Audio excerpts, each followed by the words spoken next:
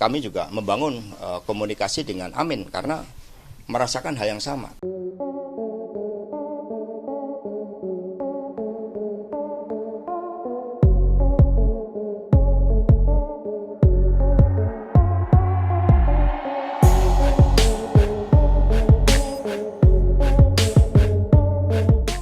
Kan itu sama, kita menyepakati dengan Amin juga penggunaan suatu instrumen hukum, penggunaan instrumen kekuasaan. Dalam konteks ini kami juga membangun komunikasi dengan Amin karena merasakan hal yang sama.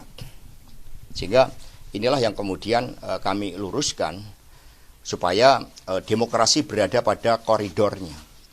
Demokrasi berada pada rakyat yang mengambil keputusan, bukan pada elit, dan itu harus dibangun suatu narasi bagi masa depan. Kita mendapatkan tekanan yang begitu kuat dari luar negeri karena Indonesia yang sebelumnya dipuji dengan track record demokrasi yang baik tapi kemudian mundur ke belakang. Bahkan terjadi the darkness of the Indonesian democracy. Ini yang kami sangat prihatin. Maka masih ada waktu untuk melakukan koreksi itu agar berbagai upaya-upaya tekanan tidak terjadi.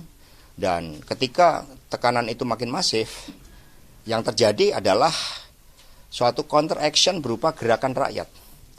Dan gerakan rakyat ini dengan memasang baliho di rumah-rumah, tempat ini silahkan dipasang baliho Pak Ganjar, Prof. Mahfud, ini menunjukkan esensi. Bagikan apa yang disampaikan Pak Ganjar, air kebenaran, air politik jurdil, ini tidak bisa dibendung dengan berbagai intimidasi.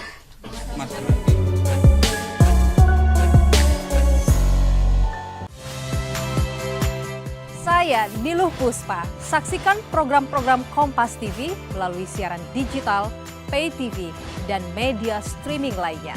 Kompas TV, independen, terpercaya.